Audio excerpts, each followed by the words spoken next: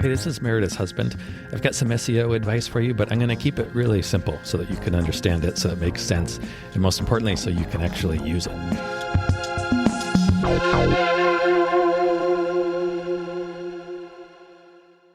Yeah, we're going to do an insider's inbox today. Ooh. Yeah. Doesn't that sound exciting? That's II My instead of inbox AI. made public. Wow. All of it? No. Just the good parts. That's good. Okay. Going to talk about three things. Three stories came across my desk in the last week that I thought were interesting. One about Muppet Newsflash. One about SearchGPT, which is the search function of ChatGPT. Yes. One about AI results that are being displayed in search engines. Yes. And the third is 3 human skills that we need to showcase, protect ourselves from the onslaught of AI and the skills that won't be needed anymore as a result, which I think is kind of the question of the day. Yeah. I think everybody is or should be or has asked themselves, is my job safe? Yeah. Is what I do safe? It's going so Yes. quickly. It's Okay. so terrifying. So 3 things that I thought this was a really good article. There's probably no end to articles out there about that. Yeah. I thought this one was really good. Okay. I will link to all these sources Fabulous. in the show notes. Thank you. All right. First, ChatGPT and SearchGPT, Yes. right? So we've talked about how ChatGPT uses Bing, or they claim to use Bing as their search engine of choice. And they still say that on their site. If you go and read their how do we get our results, they say it's exclusively Bing. So somebody did a study. This is not mainstream yet. So in the SEO world, lots of people do tests. They run tests to figure things out. And those tests, sometimes they can be done by really sort of authoritative sources, like the big sites like SEMrush and Ahrefs. They can publish these things. And then sometimes they're by lesser known sites. This is a lesser known site, but this is kind of how things like this start. Right.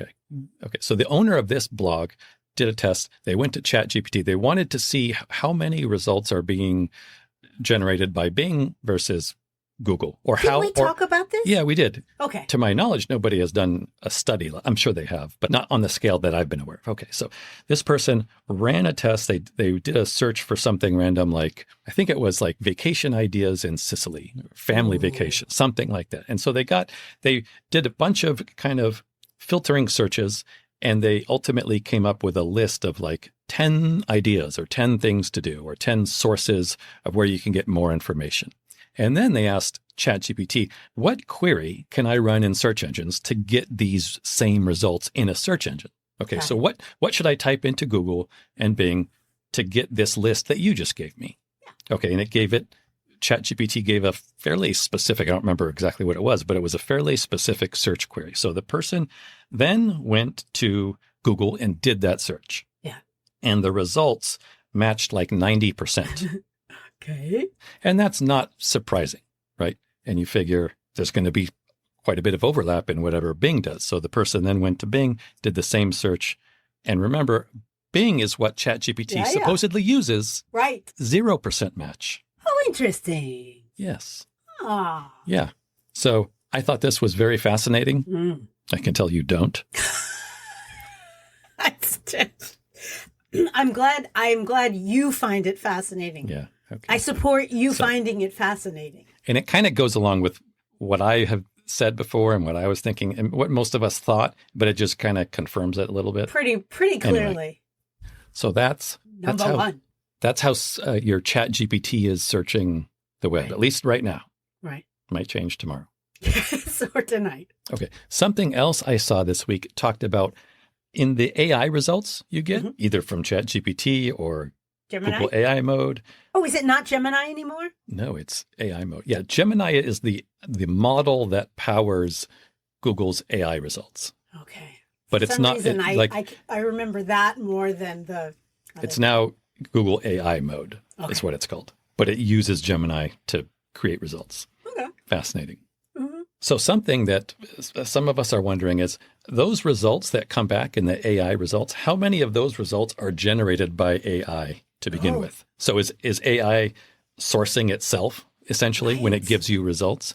Because, initially we all thought, oh, well, that's not going to be good. Like as users, we're not going to go to AI if AI is just going to give us a list of other AI stuff. Right. Like we want some actual information in there.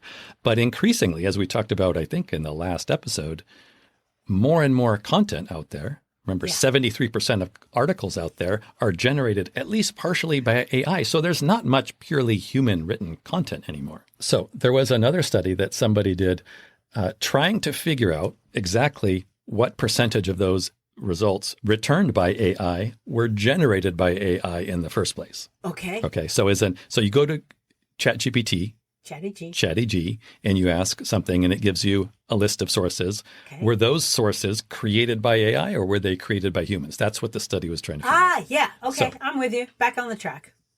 Okay. High level, 3.6% of pages cited in the AI overviews were categorized as pure AI. 3.6%. Okay. Not a lot. No, Okay. not so much. Yeah, not so much. At first, I was even surprised to see any percent because I was, you would kind of hope that it's 0%. I would anyway. Okay. You would. Next, 8.6% were categorized as purely human generated. Okay. So only 8.6%. I was initially surprised by that, but then I remembered, oh yeah, not much content is being purely human generated anymore. So there's not that much. And then the bulk, 87.8%, were categorized as a mix of the two. Huh. Okay. Partially human generated, partially AI generated. And maybe a little termite. And then, so since that's almost 90%, they broke that down a little bit. About 10% showed minimal AI. So this is just of that 87%. Right. The big chunk. That is a mix of the two. About 10% showed minimal AI use. Mm-hmm. About 45% showed moderate AI use. Mm-hmm. About 25% showed substantial AI use. Mm-hmm. And 8% showed dominant AI use. Mm. So what this is saying to me is in creating any content of your own, use AI to help you generate that content. That's Right. almost expected now. You don't need to create something all on your own. But what I have always said is use AI to help you create content. Don't use AI to create content for you. Correct. You've been saying that from day If you use AI to create content for you, you have a 3.6% chance of that content showing up in search. Okay, so the chances are not good. Right. Right. Oh, now I see what you're saying. Yes. Okay. So if missed that turn, if you want your content showing up in AI generated search results, which we do, i.e., how do you get your website into AI? right? Okay. If you rely on AI to help you generate content, you're going to have an 87.8% chance. No, that's not exactly true. Oh, it isn't? The results that AI is choosing to display, 87.8% of them are a mix of you do it and you let AI help you. Right. Only 8% are purely human and only 3.6% are AI generated. So I would certainly aim for that 87.8%. Yeah. That's good to know. Yeah. I will link to this article below too, if you want to look into their methodology and everything. And then the third thing that I really like this is the 3 human skills that we need to stay relevant in this current and future world. Yes. And this also I've actually never seen this site before. I came across this randomly, but I really like this article. I think I really do like it. And I will link to this below too. The 3 human skills, it says, are curation, curiosity, and connectivity. Yes. And it breaks those down a little bit into why it matters. So the first thing, curation, what it says is there's already so much content out there. Yeah. And it's just exploding now. Yeah. What are we going to trust? People who curate, there's tons of information. We can't get through it all. We need help. Who do we trust to help give us the information that is valuable, helpful, etc.? Because we are literally drowning in AI content now. Meredith's husband. Yes. That is what I'm doing right here, actually. Yes. Well, how meta. And it gives an example here of how long it took a couple different types of photography to reach 15 billion images. Human photography, it took 149 years to accumulate that many images. Yeah. AI-generated images, it took 1.5 years. 1.5 years. It's been done already. Wow. So see what I mean in there is just a wealth of information out there. Oh my gosh. So curating is a skill that will keep you relevant. For example, in, let's say, real estate. Yeah. Okay. A successful real estate agent isn't just going to show more listings to their clients. They're going to show the right listings. Okay. Yes. They're curating the list. Good consultants don't overwhelm their clients with just giving tons of options and solutions. Which is why I'm not a consultant. Exactly. They, and I'll say we, because I am a consultant, yes, curate the solutions to the needs and to the strengths of our clients. What's going to work for them? Okay. Number 2, curiosity. Hey. Now, to curate well, one thing you need is a big library, a big source of information, which with AI we have, that's taken care of. Oh, we have that. Yes. But you need to be comfortable exploring outside your comfort zone. Mm-hmm. That's what Bowie always says. Say, yeah. Curiosity lets you connect the dots, which is something that AI is not good at. Yet. Okay.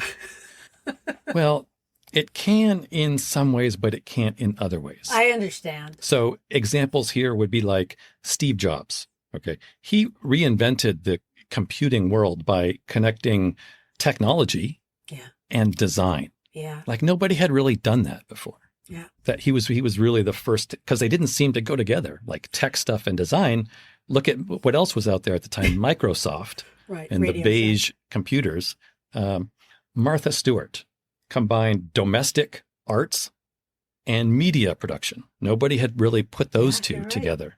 Here's an example. Lin-Manuel Miranda, which I don't know. Oh, he was in the original Hamilton. And he exactly. written it. Yes. Connected. What did he connect? Hip hop and Broadway. Yes. Two things that would not have been connected. In a incredibly spectacular way that I still haven't seen. So curiosity builds that ability. Isn't it also creativity? Because you're thinking, you know what I'm saying? Curiosity, I think, builds creativity. Like those people I just named were very creative because they put those things together. But that started with curiosity. Correct. Okay. Okay. Number 3 is connectivity. Yes. So number 3 is what comes out of the first 2, really. Right. I think this can really be summarized with a pretty simple statement. I'm ready. If you can make someone say, I want that person in the room. If you can be the person that other people say, I want that person in the room. Yeah. Okay. However you do that. Isn't that how we found, that's how we ended up choosing our wedding photographer, was who are we going to want in our day? I think that's true. Yeah. That was all of the people that we. Yeah. I think if you can live your life trying to be the person that other people want in the room, man, I think you're on the right track. That's a very lovely way of putting it. That's why I said it. Hey, thank you so much for listening. We really hope that you find this helpful and useful. And if you do, what you could do for us as a thanks would be to, drumroll please, leave a review. Yes, everybody says it, I know, but it really does make a difference.